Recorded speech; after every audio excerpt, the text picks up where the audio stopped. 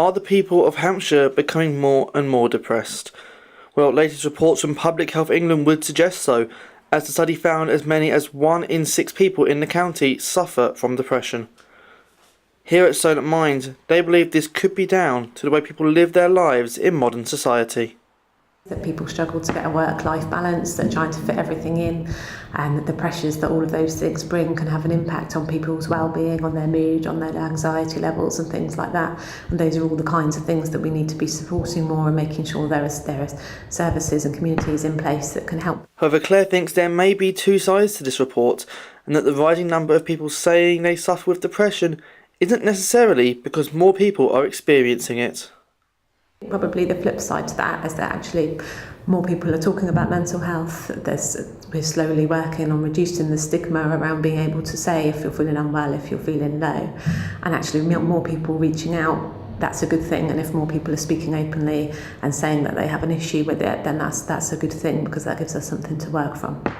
Regardless, the need to support people suffering from depression is still there, and getting that help starts with one crucial step.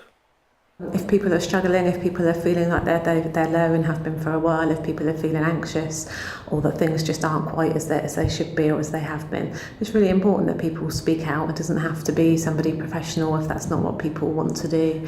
You know, it's really important that within communities, within neighbourhoods, within workplaces and schools, that we create environments where it's okay to talk about those kinds of things and where people can spend time speaking and listening, because that's the first step to kind of getting well again and to getting yourself feeling better and more able to do things. And whilst the likes of Mind are there to help people, there's also a lot that we as an overall society can do to help those suffering from mental health issues such as depression. Creating environments and communities where people understand and support each other, where people have time to listen, because I think time is a huge pressure for people these days, which I think does impact on people's mood and well-being. So I think just creating spaces where it's okay to say to your neighbour, to your friend down the road, to somebody on the school run or in your office or whatever, that you're having a difficult time, and that we all make time for each other in that way, to sit and listen and to talk. And I think on a wider scale, it probably is still around working on some of the stigmas that still exist around mental health and how we break those down, and create communities where people support each other as a natural thing.